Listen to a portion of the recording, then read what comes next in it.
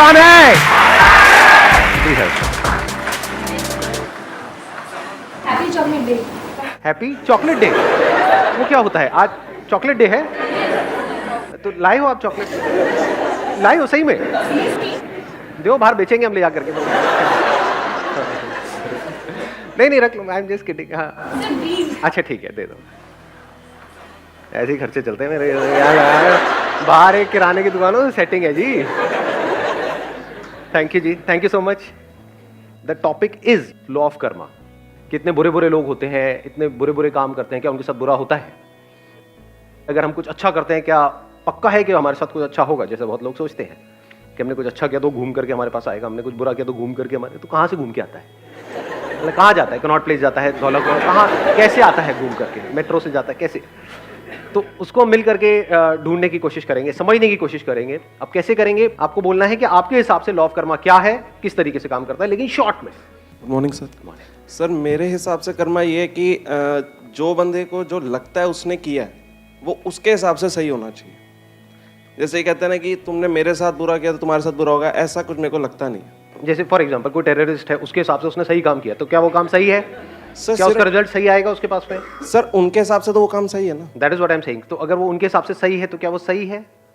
नहीं। जैसे for example मेरे को लगता है कि आग में कूदना सही है, तो अगर मैं सही सोच करके आग में कूद जाऊं तो क्या वो सही रिजल्ट आएगा? मेरी सोच वहां तक नहीं गई ना कभी कभी टेररिस्ट बनने की, आग में कूदने की। मेरी गई है। बट जहां तक मेरी सोच गई है, मतलब जो काम हमने किए हैं लाइफ में। हाँ, let's give big hand for him.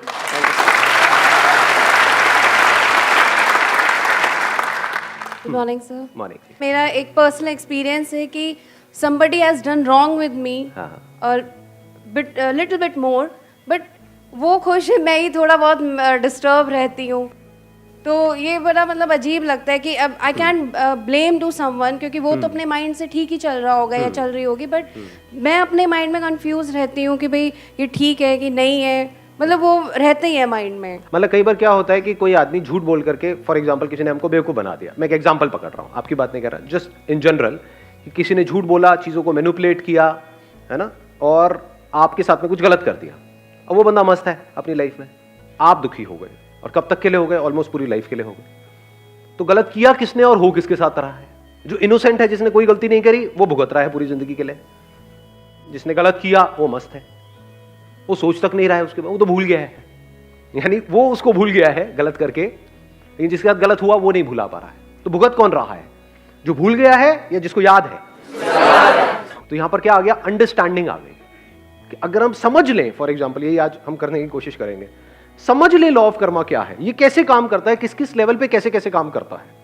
अगर ये हमको अच्छे से समझ आ जाए, मतलब हमारे सारे फंडे क्लियर हो जाए, फिर हम एक्शन लें, तो पॉसिबिलिटी क्या है कि रिजल्ट अच्छा होगा हमारे लिए भी और औरों के लिए भी?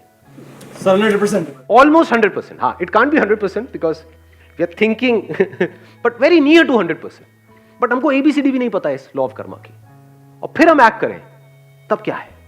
फॉर एग्जाम्पल आप दिल्ली में ड्राइव कर रहे हो, तो पहले यहाँ के ट्रैफिक रूल्स को आपने अच्छे से समझ लिया कि लेफ्ट साइड में ड्राइव करना है, फिर आप ड्राइव कर रहे हो, तभी एक्सीडेंट तो हो सकता है, पर चांसेस बहुत कम है। या ये कह लो इस वजह से एक्सीडेंट नहीं होगा कि सामने से कोई आगे टक्कर मार दे, यहाँ पे तो सब कुछ हो सकता है। लेकिन if you drive according to the situation and the circumstances, उसको समझ करके आप ड्राइव करो, तो पॉसिबिलिटी सही एक्शन की बहुत बढ़ गई। We never try to understand what this law of karma is all about, क्योंकि इससे इंपॉर्टेंट और क्या है लाइफ में? बताओ, थोड़ा सा दिमाग लगाओ, ये समझना जरूरी है या नहीं है? सो मेरे हिसाब से जो आपका कर्मा या डेस्टिनी जो है वो कुछ नहीं होता।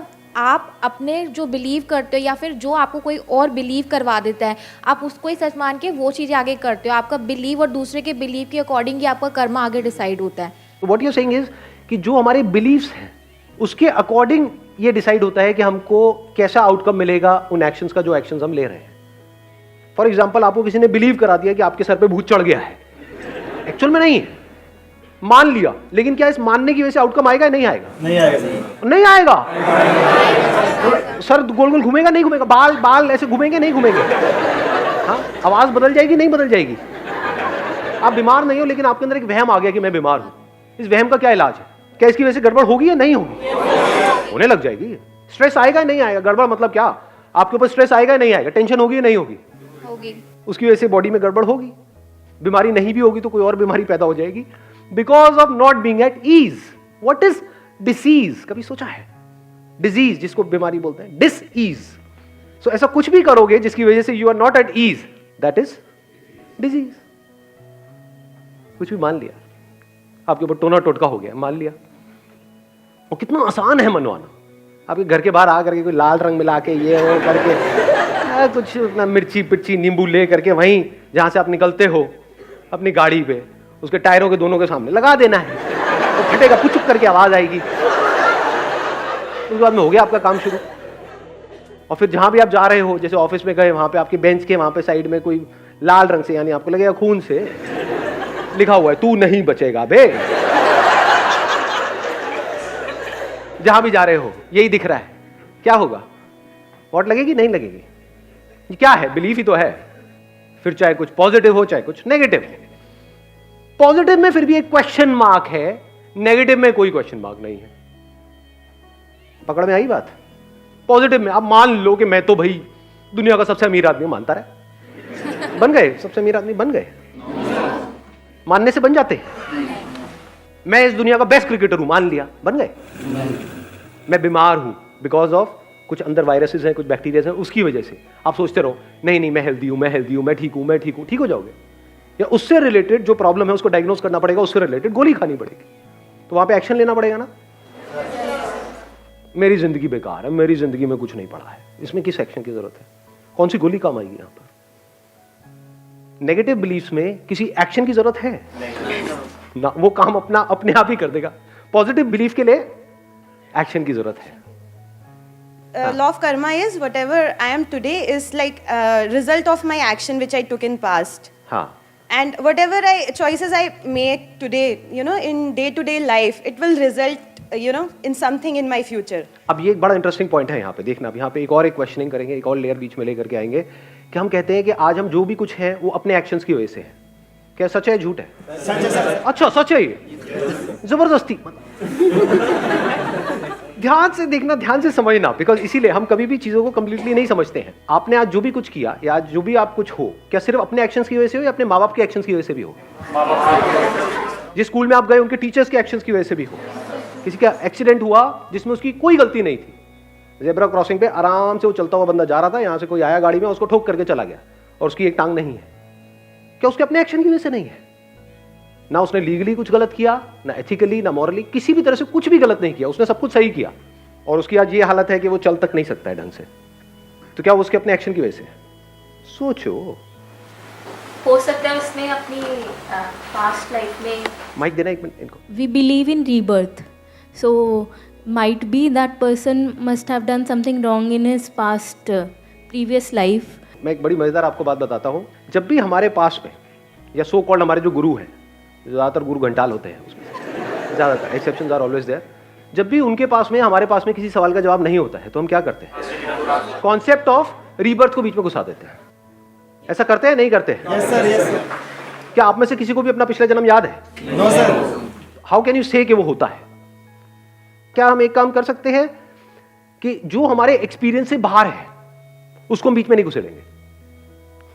साइंस किसके बारे में? जिसको एक्सपीरियंस किया है या जिसके बारे में कोई एक्सपीरियंस नहीं है? चाहे वो इन इंस्ट्रूमेंट्स के थ्रू किया है, ये जो 5 सेंसेस हमारे पास में है, या इन इंस्ट्रूमेंट्स के आगे कोई और इंस्ट्रूमेंट्स लगाए, फॉर एग्जांपल माइक्रोस्कोप, टेलीस्कोप, जो भी हमारे एक्सपीरियंस में आया उसी के बारे में तो हम कुछ समझ सकते हैं ना। जो हमारे एक्सपीरियंस में ही नहीं है तो वहां पे डिस्कशन करना क्या बेवकूफी नहीं हो गई? टाइम वेस्ट नहीं हो गया? तो अभी के लिए हम एक काम करते हैं, जो भी हमारे एक्सपीरियंस में है, जो सबके एक्सपीरियंस में है, बस उसी की बात करेंगे, उसमें से देखेंगे कुछ निकल के आया या नहीं आया। सर रिलीजन की व्यू पॉइंट से देखा जाए, अकॉर्डिंग टू भगवत गीता, तो उसमें अगर वैसे देखा जाए तो साइंटिफिकली तो कुछ चीज़ें जो प्रूव नहीं कर सकता लाइफ में इंसान, बट गीता के अकॉर्डिंग देखा जाए तो रिबर्थ तो होता ही है अकॉर्डिंग टू कृष्णा।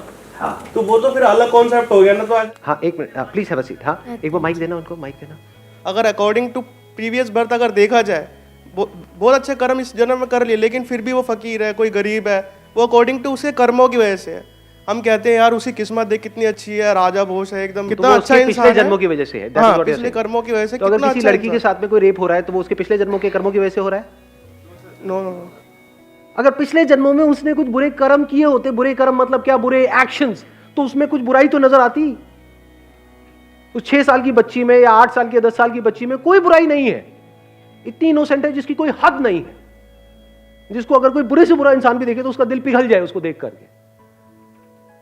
उसके साथ बुरा हुआ, क्यों हुआ? उसके कुछ बुरे कर्मों की वजह से।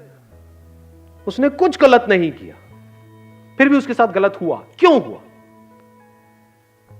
क्यों हुआ? लगाओ दिमाग, किसका कर्म है ये? यहां पे ध्यान से समझ लेना, जो एक करता है उसका असर सब पे होता है, और जो सब करते हैं उसका असर एक पे होता है। आप ये नहीं कह सकते कि ये सिर्फ उस बंदे की वजह से हुआ, ये जो हमारा लीगल सिस्टम है उसकी वजह से भी हुआ या नहीं हुआ। Yes sir. अगर लीगल सिस्टम इतना स्ट्रांग हो कि ऐसा कुछ होने की गुंजाइश ही ना हो, तो इस बंदे में हिम्मत कहां से आएगी स्टेप उठाने की? क्या जो हमारा एजुकेशन सिस्टम है उसका रोल उसमें है या नहीं है? Yes sir. गवर्नमेंट स्कूल्स की हालत देखिए कभी जा करके, मैं जाता रहता हूं इसलिए मुझे पता है अंदर की हालत क्या है। वहां पर जा करके देखो क्या हालत है वहां पर। एजुकेशन सिस्टम के खराब होने में क्या हमारा जो पॉलिटिकल सिस्टम है उसका रोल है या नहीं है? अगर आप कहते हो उसने कुछ बुरे कर्म किए जिसकी वजह से उसके साथ कुछ हुआ, तो इसका मतलब क्या हुआ? अब ना तो पॉलिटिशियन को कुछ करने की जरूरत है, ना पुलिस वालों को कुछ करने की जरूरत है। अरे भैया सबके कर्मों की वजह से तो हो रहा है।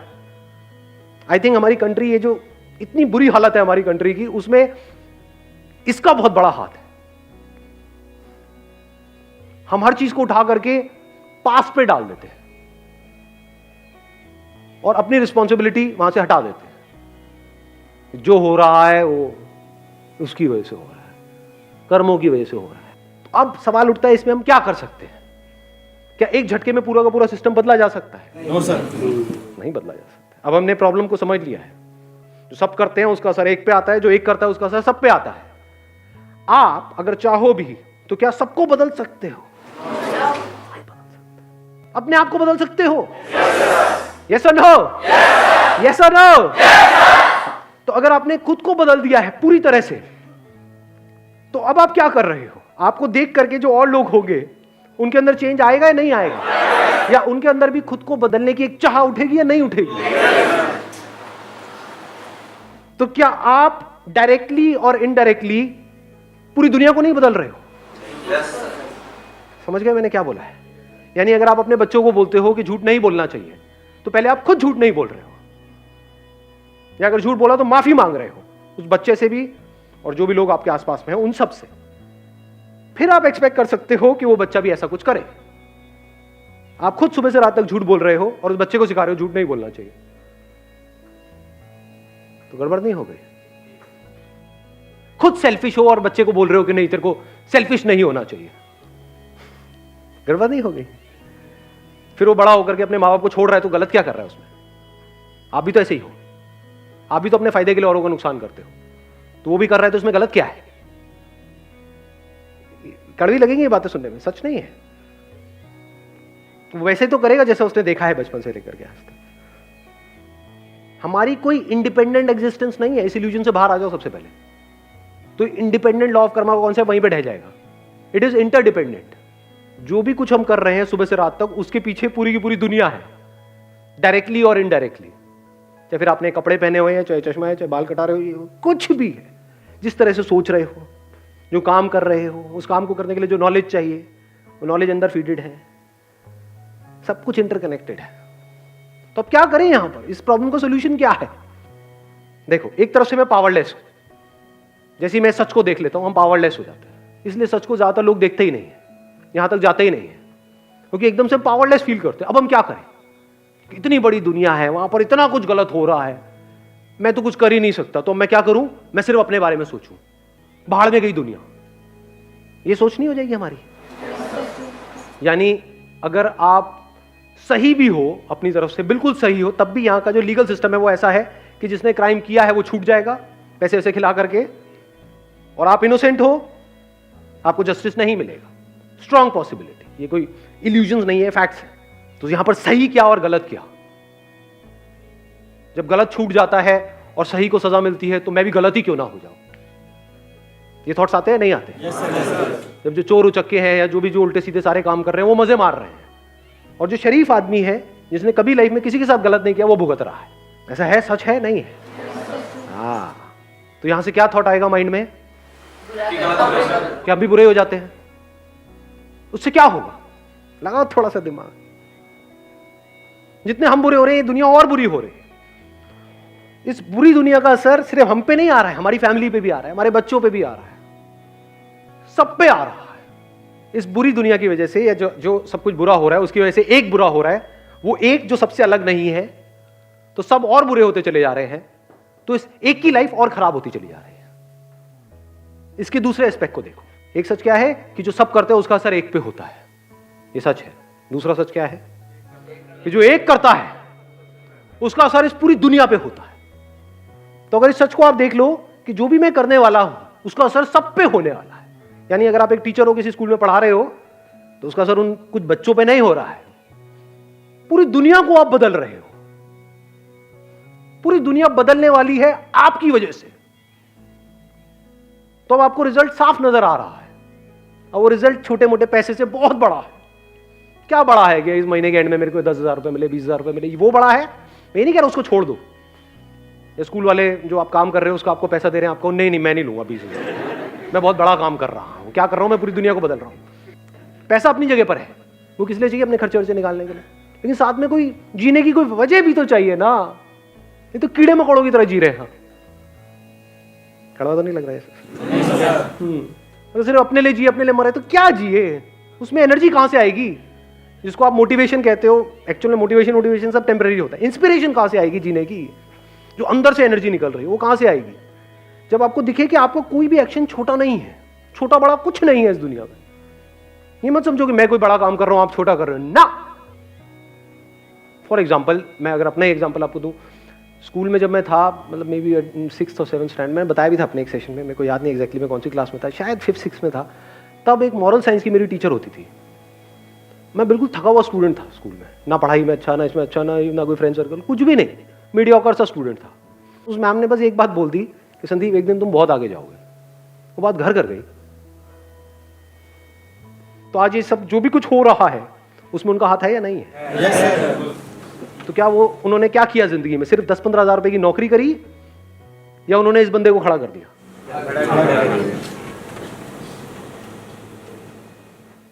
देख पा रहे हो इस सच को?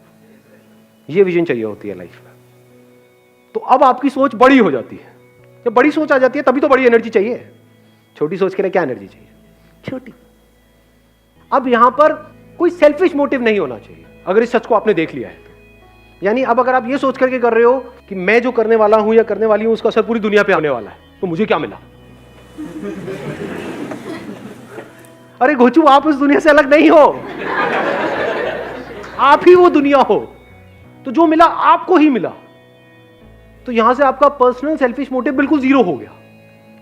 जैसे ही वो जीरो हो गया, अब आप फ्री हो गए, आपकी एनर्जीज फ्री हो गई। नहीं तो सो कॉल्ड बुरे लोग, सो कॉल्ड अच्छे लोग, दोनों में कोई फर्क नहीं है। दोनों का अपना सेल्फिश मोटिव है। जो बुराई कर रहा है वो भी अपने फायदे के लिए कर रहा है, जो सो कॉल्ड अच्छाई कर रहा है वो भी अपने फायदे के लिए कर रहा है। ऐसे लोग जो सो कॉल्ड अच्छा काम कर रहे होते हैं, सो कॉल्ड सोशल वर्कर्स, कभी बारीकी से बैठ करके उनको ऑब्जर्व करना, आपको एक बात वहां पे कॉमन नजर आएगी। उनके अंदर एक कड़वाहट होगी कि मैंने दुनिया के लिए इतना किया, ये दुनिया देखो मेरे साथ में क्या कर रही है। ऐसा आपने नोट किया अपने फैमिली मेंबर्स में? देखो ऐसे लोगों को, ऐसे लोगों को जानते हो? सबके साथ सब कुछ अच्छा करते हैं लेकिन रोते रहते हैं सुबह से रात तक। जब करते हैं तो एक्सपेक्ट करते हैं, यानी वो क्या एक्सपेक्ट कर रहे हैं कि मैंने अच्छा कर्म किया, मुझे अच्छा फल मिलना चाहिए। भाई तूने अच्छा कर्म किया और अगर तू एक है सबके साथ में तो तुझे अच्छा फल मिल गया है। कल पे क्यों डाल रहा है? टॉपिक क्लोज हो गया है। जब टॉपिक क्लोज हो गया तो कुछ बचा ही नहीं है। तो कर्म करने से पहले भी खुश, कर्म करते वक्त भी खुश, कर्म करने के बाद भी खुश, इररिस्पेक्टिव ऑफ कि उस कर्म का कैसा फल आ रहा है। इसको आप कह सकते हो वो कर्म जो सही है। Thank you so much ji.